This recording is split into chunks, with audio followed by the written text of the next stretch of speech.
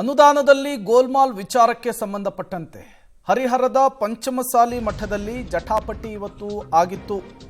ಪಂಚಮಸಾಲಿ ಗುರುಪೀಠದಿಂದ ವಚನಾನಂದ ಶ್ರೀಗಳನ್ನು ಉಚ್ಚಾಟನೆ ಮಾಡಿದ್ದಾರೆ ಟ್ರಸ್ಟಿಗಳು.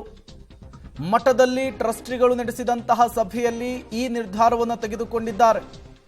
ದಾವಣಗೆರೆ ಜಿಲ್ಲೆಯ ಹರಿಹರದಲ್ಲಿರುವಂತಹ ಪಂಚಮಸಾಲಿ ಮಠ ಇದು.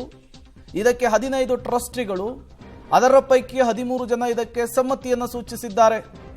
ಸ್ವಾಮೀಜಿಗಳು ಒಂದು ನಿರ್ಣಯಕ್ಕೆ ಬರೋದಕ್ಕೆ ನಾವು ಗಡುವನ್ನು ಕೊಟ್ಟಿದ್ದೇವೆ. ಯಾವುದೇ ಮಾಹಿತಿಯನ್ನ ಸ್ವಾಮೀಜಿಗಳು ಕೊಡದೇ ಇರುವಂತಹ ಕಾರಣಕ್ಕಾಗಿ ಗುರುಪೀಠದಿಂದ ವಚನಾನಂದ ಶ್ರೀಗಳನ್ನು ನಾವು ಉಚ್ಚಾಟನೆ ಮಾಡಿದ್ದೇವೆ ಅಂಥೇಳಿ ಟ್ರಸ್ಟಿಗಳು ಸಭೆಯನ್ನು ಮುಗಿಸಿಕೊಂಡು ಹೊರಬಂದ ನಂತರ ಪಬ್ಲಿಕ್ ಟಿವಿ ಜೊತೆಗೆ ಮಾತನಾಡಿದ್ದಾರೆ.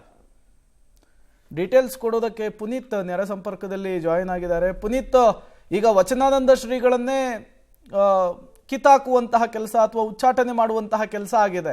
ಯಾಕಾಗಿ, ಕಾರಣವನ್ನು ಏನು ಕೊಡ್ತಾ ಇದ್ದಾರೆ ಟ್ರಸ್ಟಿಗಳು ಅಂತ ಹೇಳಿ? ಪ್ರೇಮ್, ಏನು ದಾವಣಗೆರೆಯ ಹರಿಹರದ ಪಂಚಮಸಾಲಿ ಪೀಠದ ಪೀಠಾಧ್ಯಕ್ಷರಾದಂತಹ ವಚನಾನಂದ ಸ್ವಾಮೀಜಿ ಅವರನ್ನು ಕೂಡ ಇವತ್ತು ಪೀಠದಿಂದ ಹೊರಹಾಕುವಂತ ಕೆಲಸವನ್ನು ಕೂಡ ಟ್ರಸ್ಟಿ ಅವರು ಕೂಡ ಮಾಡಿರುವಂತದ್ದು. ಪ್ರಮುಖವಾಗಿ ಈಗಾಗಲೇ ಮಾರ್ಚ್ 10ರಂದು ಒಂದು ಸಭೆ ನಡೀತೆ. ಆ ಸಭೆಯಲ್ಲಿ ಸಾಕಷ್ಟು ಒಂದು ಆರೋಪಗಳು ಕೂಡ ಕೇಳಿ ಬರ್ತಾ ಇದೆ. ಟ್ರಸ್ಟಿ ವಿರುದ್ಧ ಕೋಟ್ಯಾಂತರ ರೂಪಾಯಿ ಅವ್ಯವಹಾರ ಕೂಡ ಮಾಡಿದ್ದಾರೆ. ಹಣವನ್ನು ಸರ್ಕಾರದಿಂದ ಮತ್ತೆ ದೇಣಿಗೆ ಬಂದಂತಹ ಹಣ ಏನಿದೆ, ಹಣಕ್ಕೆ ಯಾವುದೇ ರೀತಿಯ ಲೆಕ್ಕಪತ್ರವನ್ನು ಕೂಡ ಇಟ್ಟಿಲ್ಲ, ದುರ್ಬಳಕೆ ಮಾಡ್ಕೊಂಡಿದ್ದಾರೆ ಅಂತ ಆರೋಪ ಕೂಡ ಕೇಳಿ ಬರ್ತಾ ಇತ್ತು. ಅದಾದ ನಂತರದಲ್ಲಿ ಭಕ್ತರು ಕೂಡ ಲೆಕ್ಕ ಕೊಡಿ ಟ್ರಸ್ಟಿಗಳು ಎನ್ನುವಂತ ಒಂದು ಅಭಿಯಾನ ಕೂಡ ಶುರು ಮಾಡಿದ್ರು.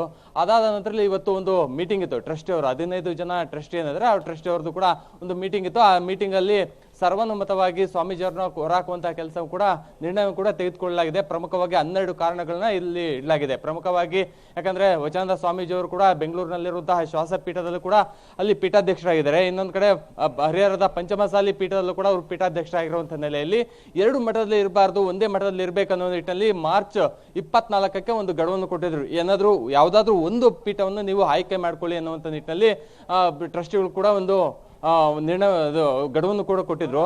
ಆದ್ರೆ ಆ ಗಡುವು ಆದ್ರೂ ಕೂಡ ಸ್ವಾಮೀಜಿಗಳು ಯಾವುದೇ ರೀತಿಯಂತಹ ನಿರ್ಣಯವನ್ನು ಕೂಡ ಕೊಟ್ಟಿಲ್ಲ.